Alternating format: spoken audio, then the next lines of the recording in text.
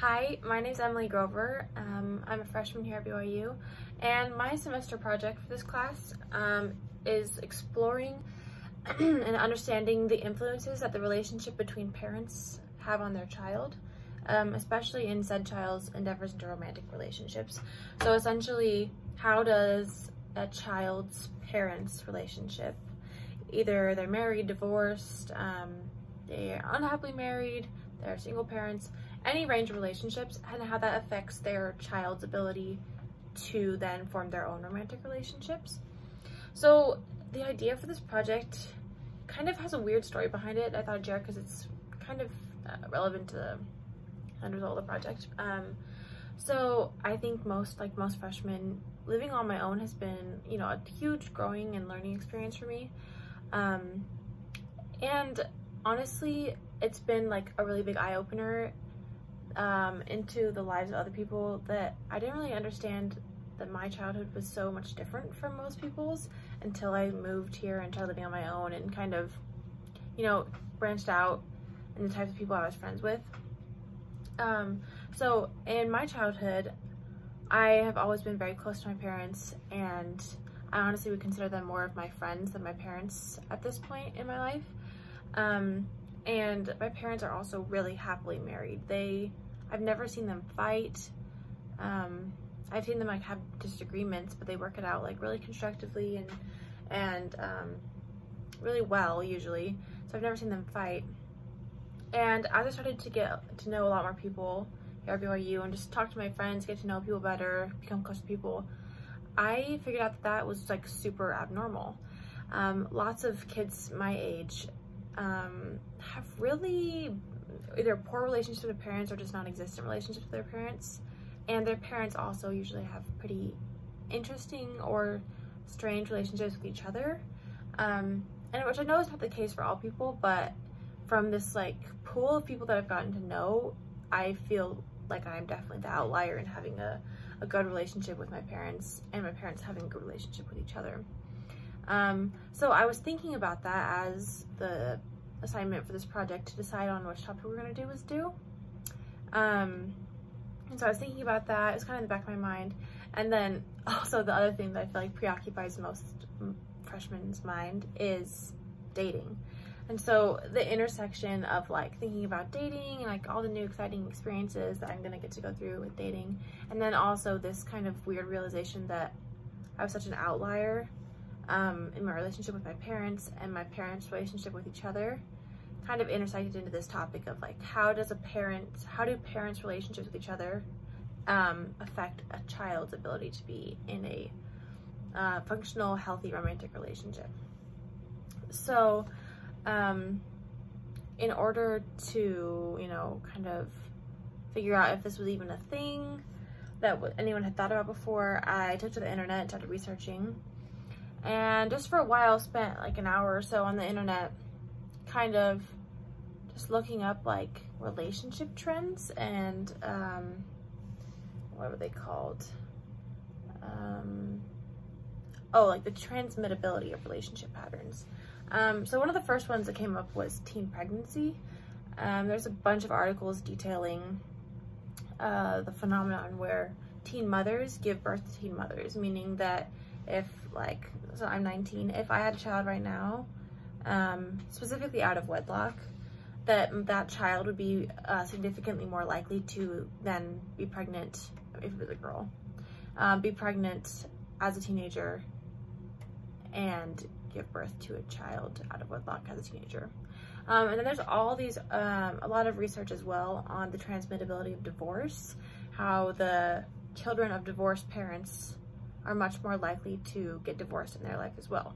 So I kind of established this was a real pattern and something that I wanted to see if was held true in my life, and I wanted to just explore how, not necessarily the pattern, because most people that I interviewed are not married and are not divorced and are not teen mothers or teen parents or single parents. They're just single teenagers like me. There's a few exceptions. I interviewed my mom and stuff too, but most of them didn't fit that pattern. But I just wanted to see in general how a child watching their parents' relationship would influence their ability to be in a relationship. So I interviewed a bunch of people around me and I asked them these 5 questions. I just have them right here. The first one was to describe your romantic or relationship history and any general patterns you see in it. And at first, most people were like really lost. They're like, what does that mean? I just wanted them to give me kind of a general overview of their dating life, their not dating life, how their relationship usually either began or ended, all this kind of stuff.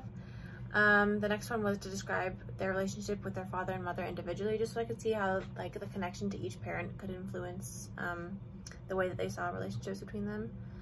I asked them their parents' relationship status, and I asked them to describe their parents' relationships with each other. So like, do they fight a lot? Do they seem happy?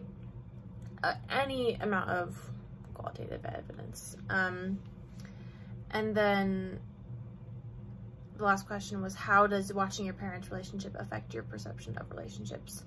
Which is basically the entire, you know, gist of my project. And that one was hard for a lot of people to answer as well, but I kind of helped them along and kind of helped them understand until I got some sort of substantial answer. And from doing all these interviews, I actually did find some really interesting patterns. But disclaimer, I just want to say this project, you know, I have a low level understanding of psychology. I think it's super interesting, but I am by no means a professional or anything, which I know is given because I'm in the class. But I think there's a lot of extenuating circumstances and factors that can go into the patterns I found, like mental illnesses, sexual orientation, other traumas, tons of other stuff, societal pressures, religious norms, just values in general. So I think it's important not to necessarily attribute all of these patterns just to the parents' relationship, but I think that they do play a big role in it. Okay, so the first category of results is the children of divorced parents. And in these children, I saw that their attitudes went to one of 2 extremes. Either they were traumatized and scared of marriage, or the complete opposite, and they saw their parents as an example of what not to do, and they really want to get married and like do it right. And they have this really strong drive to like kind of stick it to the man and show their parents that they can be better than them. But what I thought was interesting with them as well was, without a proper example of like a healthy relationship, they most often described to me kind of volatile and what you might deem toxic relationships, like bad breakups or crazy stories, which I thought was interesting, maybe as a result of the fact that they, you know, didn't have a good relationship to look at. The next one is unhappily married parents, which has by far the most obvious negative effects on a child, from what I can tell. These are the people that usually told me they were scared to get married, or they feel like they have trouble being in relationships, which I would assume is a factor of just seeing all the turmoil in an unhappy marriage. Divorced kids, you know, they see the unhappiness, but their parents are separated, and so I think it's easier for them to like kind of be like, oh, I can do better because I'm not going to get divorced. But these people are like, this is just so traumatizing for me that my parents are so unhappily married. And then the last section is kids or people with happily married parents. I didn't have anyone with single parents, just by nature of who I interviewed, so I don't have any more sections except for these 3. But the happily married parents, they usually said that they had never even thought about the implications of their parents' marriage on their life, which is kind of my experience as well. I never even really thought about it. And so these kids kind of live in this blissful ignorance where they are just like, yeah, I mean, I never even thought about it. So I think that, you know, what I can conclude from this research is that the way that parents interact with each other in front of their children has a really deeply ingrained impact on their children, one that may be even subconscious, or one that a child can't understand. And I think there's so much more like research and stuff like that that can go into this. And I'm interested, honestly. I think it's super interesting the amount of impact that just a child watching their parents can have on their entire life and their ability to have a happy life after that. So, yeah.